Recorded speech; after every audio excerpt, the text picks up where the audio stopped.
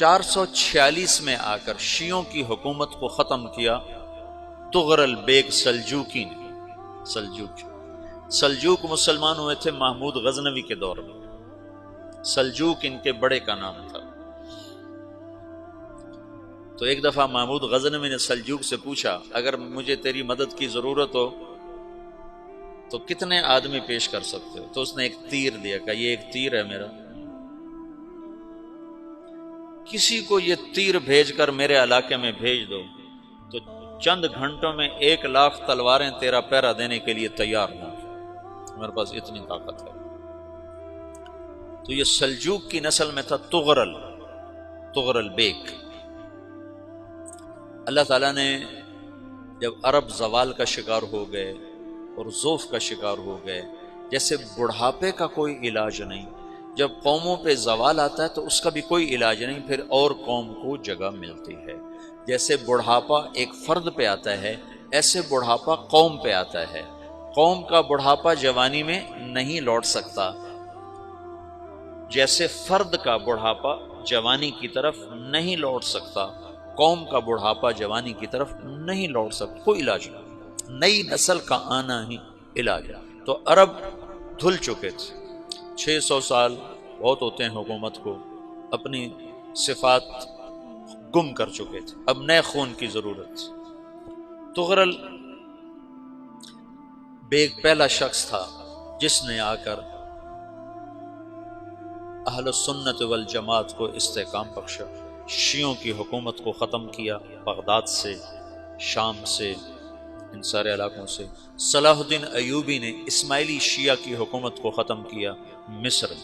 العاضد ان کا آخری خلیفہ تھا صلاح الدین ایوبی، نور الدین زنگی رحمۃ اللہ علیہ کا پروردہ تھا، اس کا دوست تھا، اس کے دوست بھی تھا، بچہ بھی تھا اس کے سامنے، زیادہ لکھنے پڑھنے کا شوق تھا۔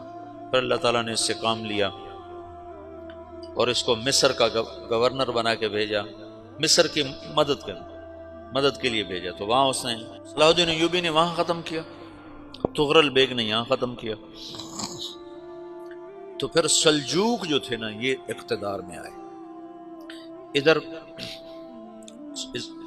ختم ہو گئی سلطنت بنو عباس کی، مصر ایک چھوٹی سی ترکوں کی سلطنت، تو اللہ تعالیٰ پھر مرکزیت کے لیے ایک نظام چلایا۔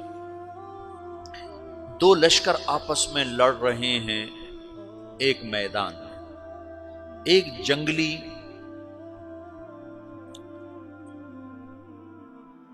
بدوؤں کا قافلہ، جنگل کے لوگ اپنے قبیلے کو لے کر، ایک جنگلی قبیلہ اپنے سردار کے ساتھ نقل مکانی کر رہا ہے ایک جگہ سے دوسری جگہ۔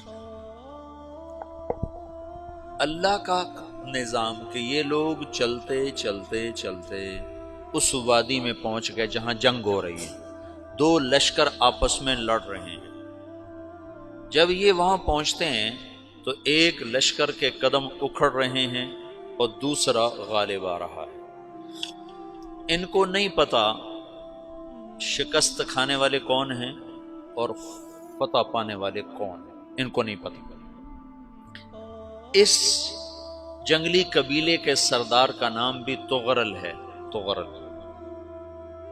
تو یہ سردار کہتا ہے جو شکست کھا رہے ہیں ان کی مدد کرو، کچھ پتہ نہیں کون ہے، کہتا جو شکست کھا رہے ہیں ان کی مدد کرو۔ تو 400 وحشی جنگلیوں نے فاتح لشکر کے پیچھے حملہ کر دیا۔ وہ تو ایک کافی ہوتا تو 400 دوڑ جب تلواریں پڑیں تو چند لمحوں میں نقشہ بدل گیا، بھاگنے والے جم گئے اور جمنے والے بھاگ پڑے۔ جب جنگ ختم ہوئی تو شکست خوردہ لشکر کے بادشاہ نے ان کو بلایا، اسے پوچھتا ہے مجھے جانتے ہو میں کون ہوں؟ کہا نہیں۔ کہا تو تم نے میری مدد کیوں کی؟ کہا انسانی ہمدردی کی وجہ سے، تمہیں شکست ہو رہی تھی اس لیے تمہاری مدد کی۔ پھر اس نے اپنا تعارف کرایا، میں ہوں سلیمان سلجوقی، ترکی کا بادشاہ۔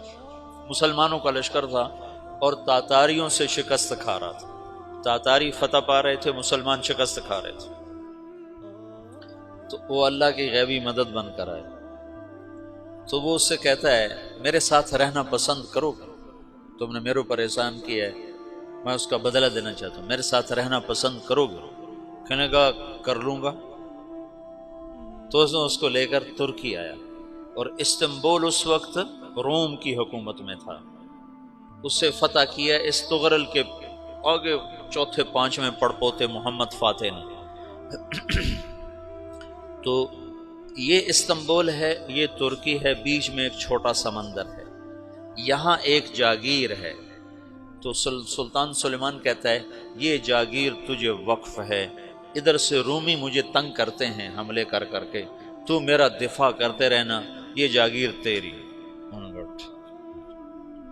یہ اس جاگیر پہ اس نے اپنے قافلے کو آباد کر دیا، اپنے قبیلے کو، اور ایک چھوٹی سی حکومت بنا لی، جو ایک صوبہ سمجھو سلمان سلجوقی کا، وہ ایک چھوٹا سا صوبہ ہے۔ وہاں جب یہ رہ پڑا تو پھر یہ ایک شیخ کے بیت ہوتا ہے، وہاں شیخ طریقت ہے، ان کے یہ بیت ہونے جاتا ہے، وہ اس کو رات اپنے پاس ٹھہراتا ہے، تو ایک کمرے میں ان کو ان کا خادم ٹھہراتا ہے۔ یہ جب کمرے میں جاتا ہے تو سامنے دیوار میں طاقچے پر قرآن پڑا ہوا ہے، تو یہ تغرل بیگ کہتا ہے یہ کیا ہے، یہ کیا ہے؟ تو وہ خادم کہتا ہے یہ کتاب اللہ ہے، قرآن ہے۔ اچھا، وہ اس کو وہاں چھوڑ کے باہر چلا جاتا ہے۔ وہ دیہاتی آدمی، جنگل کا رہنے والا، پہلی دفعہ زندگی میں قرآن دیکھا، وہ کہتا ہے یہ قرآن ہے، اللہ کی کتاب ہے، میں اللہ کی کتاب کے سامنے سو جاؤں، کتنی بے ادبی ہے۔ تو اس نے ایسے قرآن اٹھایا اور سر پہ رکھ لیا اور کھڑا ہو گیا، ساری رات قرآن سر پہ رکھ کے کھڑا رہا۔ رات کے پچھلے پہر اس کو خواب آیا، کھڑے کھڑے اس نے دیکھا کہ اس کی پشت سے ایک چاند نکلا اور شیخ کی بیٹی کے سینے میں جا کے اتر گیا۔ پھر اس لڑکی کے سینے سے ایک درخت نکلا جو پھیلتے پھیلتے پھیلتے 3 بر اعظم پہ چھا گیا، افریقہ پر، یورپ پر، ایشیا پر۔ پھر اس کی آنکھ کھل گئی، وہ کھڑا ہوا ہے، تو اس نے صبح یہ خواب اپنے شیخ کو سنایا، تو انہوں نے اپنی بیٹی اس کے نکاح میں دے دی۔ اس بیٹی سے ایک بچہ پیدا ہوا، تغرل بیگ نے اس کا نام رکھا عثمان، عثمانی ترک نام سنا ہوا، جو میں نے کل بتایا تھا کہ 1924 میں وہ خلافت ختم ہوئی۔ تو ایک بیٹا پیدا ہوا عثمان۔